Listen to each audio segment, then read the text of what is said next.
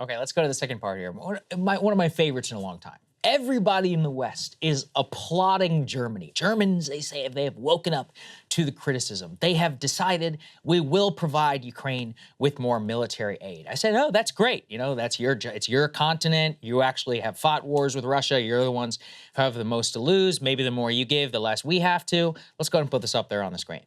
They have announced $3 billion in military aid for Ukraine ahead of the expected Zelensky visit. Now, that includes tanks, anti-aircraft systems, ammunition. Zelensky is expected to visit Germany for the very first time since the Russian invasion. Berlin says they want to show that Germany is serious in its support for Ukraine. Germany, quote, will provide all the help it can as long as it takes.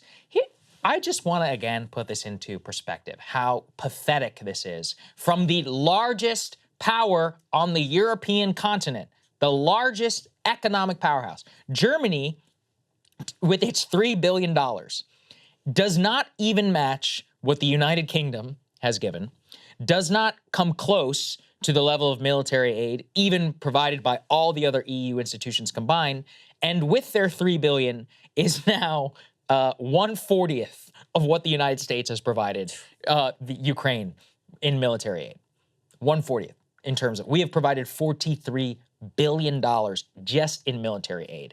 In some combination, it's been hundreds of billions in terms of explicit and implicit aid to Ukraine, because all of us took a massive hit on our gas prices, on economic supply chain issues, worldwide, but especially here in the US and on top of all of these other countries. But Germany, with its $3 billion, it's completely ridiculous, or 3 billion euros, is completely ridiculous to consider this in any way something that's game-changing. Because what did I just lay out? The Ukrainians are pouring tens of billions of ammo and of weapons and material into Bakhmut. 3 billion is like a month on the Bakhmut front. There's no way it's going to plug any of the holes that they need. And this just shows you the titanic level of this conflict. If you want them to win, it would cost billions, it would cost hundreds of billions of dollars, which we are not prepared to give. And the Ukrainians can barely cough, or the Germans and the French and all them can barely cough up $1 billion or $3 billion. So then you only have one option, which is negotiation. So it's probably easier to just get to that point sooner rather than expending billions, expending lives, and then eventually coming to that point anyways. Yeah. Well, in the Wall Street Journal had a report, put this next tweet up on the screen about how much we're really driving the train here. Exactly. Because they say the story suggests a lot of Western European support for Ukraine is a performance for Washington more than a response to real security fears. And, you know, in that context, Germany making a big show of their $3 billion contribution makes sense, because if we're the ones, and this is how it has appeared from the beginning, we're driving the train. The UK is our junior ally, even more hawkish ally, by the way.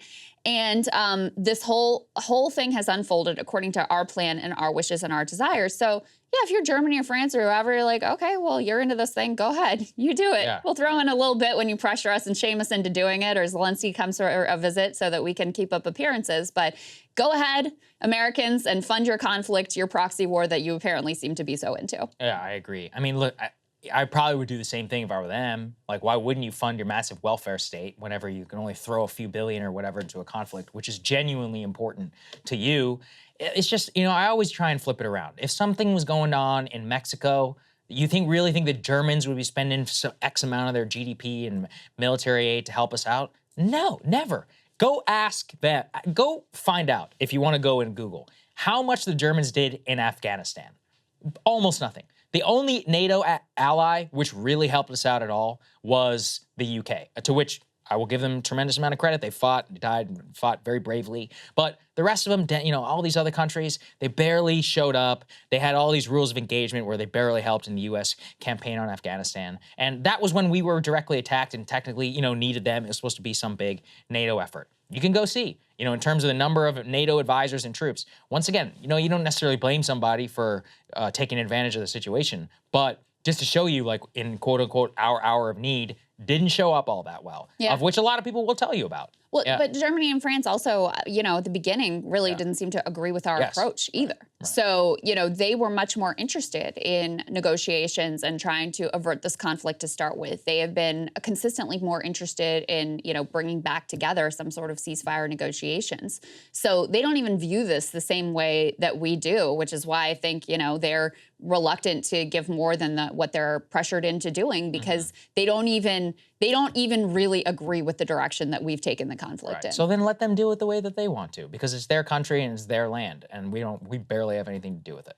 Anyway, that's what it is. $3 billion. Congratulations to Berlin.